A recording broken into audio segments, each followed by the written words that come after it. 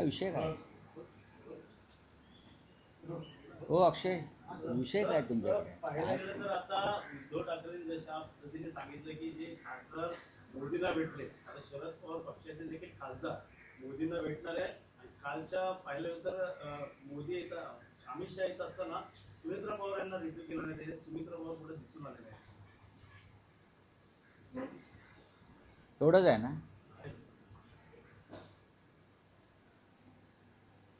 शिवसेना पक्षप्रमुख उद्धव ठाकरे यांनी काल पत्रकार परिषद घेऊन पंतप्रधान नरेंद्र मोदी हे अप्रत्यक्षपणे न्यायव्यवस्थेवर म्हणजे सुप्रीम कोर्टावरती खासदार किंवा पक्ष फुटी संदर्भात जो खटला सुरू आहे त्याबाबत सुप्रीम कोर्टावरती अप्रत्यक्ष दबाव आणतात. याविषयी त्यांनी काल एक भूमिका ठामपणे मांडली आणि ती भूमिका चुकीची नाही आहे. 4 वर्ष प्रलंबित असलेल्या खटल्याची सुनावणी आता सुरू आहे. पक्ष आणि चिन्हाबाबत हे जे ठाण्याचे टिपूजीराव आहेत बरं का, त्यांना परस्पर पक्ष दिला निवडणूक आयोगात. विधिमंडळातले आमदार सोडून गेले म्हणून आता विधिमंडळातला एक पक्ष वेगळा आहे आणि मूळ पक्ष वेगळा. मूळ पक्षाचे प्रमुख हे शिवसेना पक्षप्रमुख उद्धव ठाकरे आहेत आणि तो पक्ष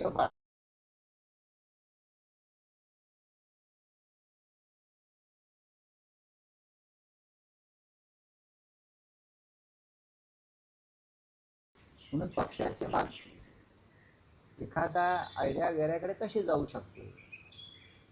तरी आमदार फोडले, आता खासदार फोडले आणि फुटलेले खासदार म्हणजे मी तर काल म्हणालो की देशाच्या प्रधानमंत्र्यांच्या निवासस्थानी केटरिंग सर्व्हिस उघडलेली आहे. गद्दाराने यावाने खाऊन जावं. तुम्हाला गद्दारांना जेवणावळी घालायला वेळ आहे.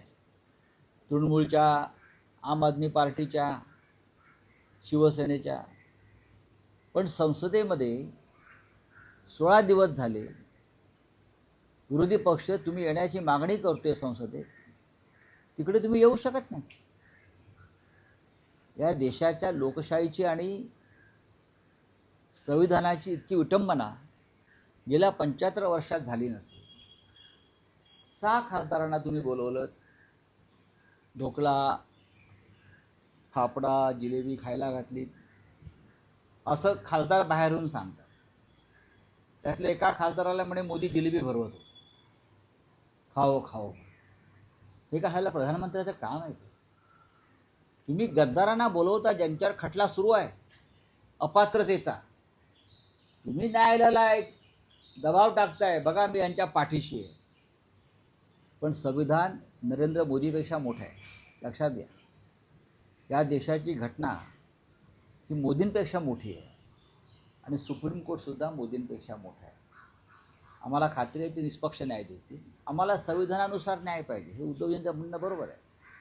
आम्हाला मेहरबानी नको आहे किंवा न्याय विकत नको आहे. हा पहिला विषय. दुसरा विषय तुम्ही काय सांगताय?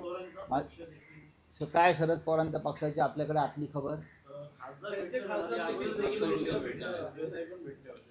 हो मग पाहिलं होतं टीएमसीचा गट एकत्र भेटतो, शिवसेनेचे खासदार भेटतात. शरद पवार देखील त्याच वाटतं. माझं आत्ता सुप्रियाताई सुळेंशी बोलणं झालं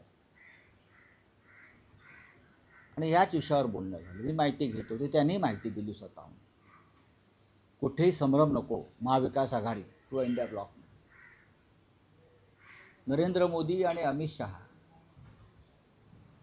हे खासदारांनाच भेटत नाही, विरोधी पक्षांच्या संसदेमध्ये येत नाही. त्याच्यामुळे महाराष्ट्रातल्या अनेक खासदारांचे प्रश्न प्रलंबित आहेत. राष्ट्रवादी काँग्रेसच्या 2 खासदारांनी काही प्रश्नांसंदर्भात प्रधानमंत्र्यांना भेटण्याची इच्छा व्यक्त केली होती. तेव्हा सुप्रियाताई सुळे म्हणाल्या, मग आपण सर्व खासदारांचे प्रश्न एकत्र घेऊन जाऊ आणि मग त्यांनी प्रश्न, ते 8 खासदारांचे सगळे प्रश्न आहेत त्यांच्या राज्यातले, जिल्ह्यातले, त्याचं एकत्रीकरण करून त्यांनी प्रधानमंत्र्यांची वेळ घेतलेली आहे आणि त्या प्रधानमंत्र्यांना भेटणार. तुमच्या मनामध्ये ज्या काही शंका आहेत त्या शंका तुम्ही ताबडतोब पुसून टाका. हे मी वारंवार सांगतो. कोणीही कुठेही जात नाही आणि कोणीही महाविकास आघाडी सोडत नाही.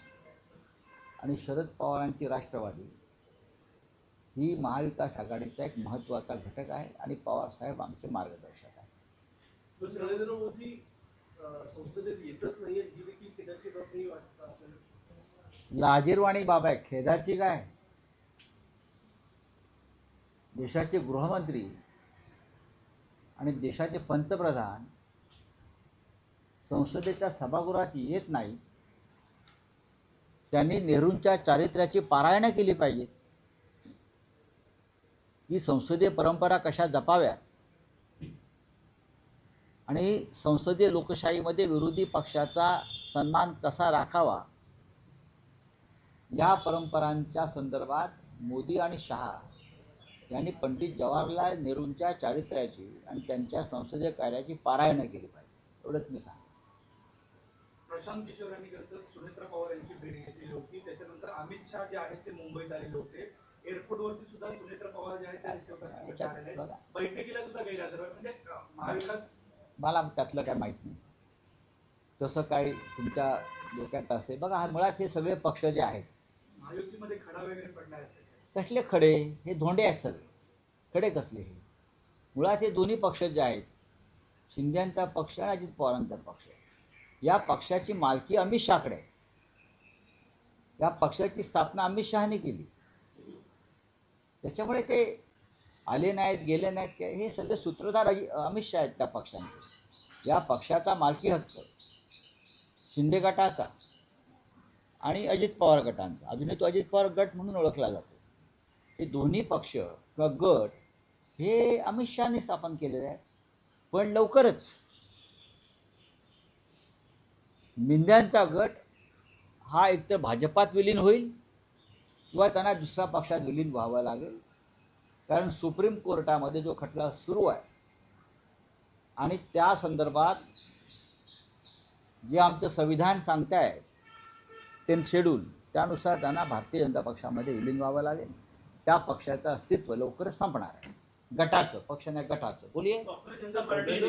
आता अभि सांगतो ना. आणि दुसरा असं आहे की आता माझ्याकडे आमच्या नाशिकचे प्रमुख लोक आलेत. केशवराव पोरजे आलेत, जे आमचे जे महापालिकेतले शिवसेनेचे गटनेते आहेत बाहेर. योगेश भोर. नाशिकमधले खड्डे जे आहेत, या खड्ड्यांमुळे रोज लोक जखमी होत आहेत. रोज 5-25 लोक जखमी होत आहेत. अजूनही नाशिक हे मुख्यमंत्र्यांचं दत्तक शहर आहे आणि त्यांचे चंपतराय गिरीश महाजन हे आता तिकडे प्रमुख आहेत. पण अजूनही रस्त्याच्या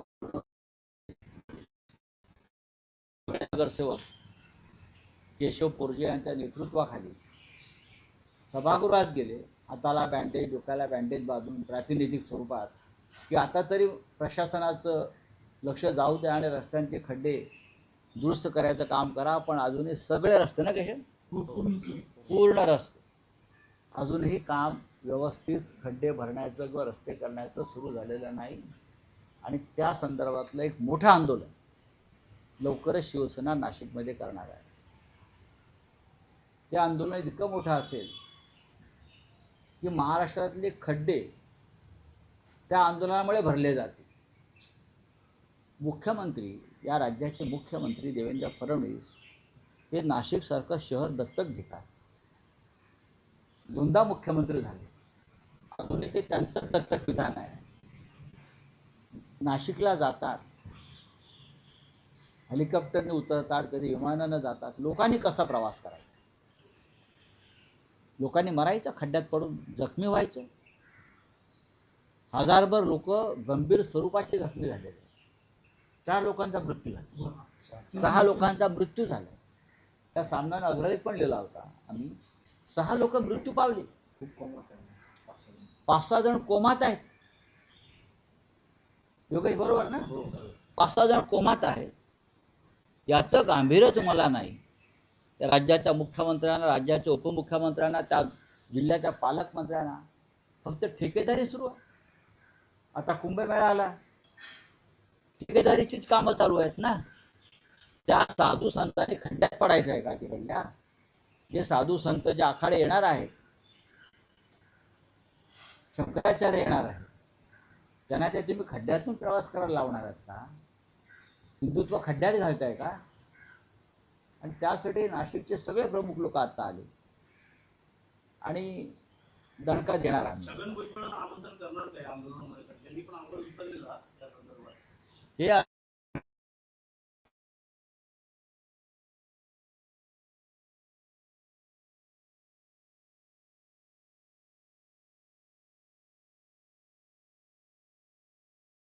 आणि मुख्य म्हणजे चंपतराय भाजपचे गिरीश महाजन, हे त्यांच्या विरुद्धचं आंदोलन.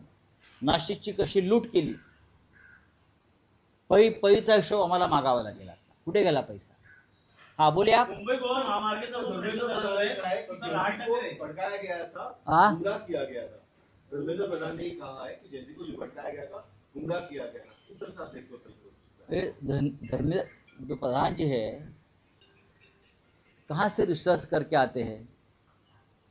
अगर भड़काया गया था तो भड़काने वाला आप ही है ना. जैन जी भड़क गए आपकी वजह से. जिस प्रकार से आपने एजुकेशन मंत्रालय चलाया, नीट के पेपर लीक हो गए, बार बार एग्जाम पोस्टपोन किया गया, तो लोग भड़क ही जाएंगे बच्चे. आप जिम्मेदार है. क्या भड़काया गया? देखो बार बार कोई ये बीजेपी का आरएसएस के लोग बोलता है जैन जी देशद्रोही है, ये बोलता है उनको भड़काया गया. बीजेपी के लोग बोलता है जैन जी टुकड़े टुकड़े गैंग है. एक बार बैठकर एक मीटिंग लीजिए आप लोग, धर्मेंद्र प्रधान जी, फिर प्रधानमंत्री मोदी जी, फिर उनके राष्ट्रीय अध्यक्ष नितिन नवीन जी, आरएसएस के प्रमुख. एक बार सब बैठ लीजिए परिवार और तय कर लीजिए जैन जी के बारे में, युवाओं के बारे में उनकी क्या राय है. टुकड़े टुकड़े गैंग है, वो बच्चे राष्ट्रभक्त है, बच्चे भटक गए हैं, बच्चों को भड़काया गया है, बच्चों का इस्तेमाल किया है. एक बार तय कर लीजिए और फिर सामने आइए. अलग अलग बात मत करिए. सर एमपी जो मिलने गए थे मोदी को, उस बारे में क्या कहना आपको? क्योंकि ये देखा जाएगा तो एकनाथ शिंदे बोलते हैं कि महाशक्ति है उनके पीछे. अभी ये मिलने गए खासदार होते हैं. अगर ये मोदी को महाशक्ति मानते हैं ना, तो लगता है उनका दिमाग ठिकाने नहीं है. उनको दिमाग का ऑपरेशन करना पड़ेगा. ये महाशक्ति वगैरह कुछ नहीं, खत्म हो गई. 6 गद्दार लोग मिलने गए, जिनके खिलाफ सुप्रीम कोर्ट में एक केस चल रही है डिस्क्वालिफिकेशन की. उसके बाद यहाँ सुप्रीम कोर्ट में पार्टी का सिंबल और पार्टी के स्वामित्व के बारे में केस चल रही है. अगर मोदी जी उनको मिलते हैं ऐसे गद्दारों को और एक कहते हैं कि मैं तुम्हारे साथ हूँ, चिंता मत करो, डरो मत, उसका मतलब है इनडायरेक्टली वो सुप्रीम कोर्ट पर प्रेशर लाना चाहता है. वो सुप्रीम कोर्ट को मैसेज देना चाहते हैं, मैं गद्दारों के साथ खड़ा हूँ, इसलिए आप उस तरह से आपका निर्णय देना. ये इनडायरेक्टली प्रेशर टैक्टिस है सुप्रीम कोर्ट के ऊपर और एक गलत है. मोदी जी किसको सपोर्ट कर रहे हैं? गद्दारों को. संविधान के खिलाफ मोदी की ये कृति है. चलो थैंक यू. आरएसएसच्या कार्यक्रमामध्ये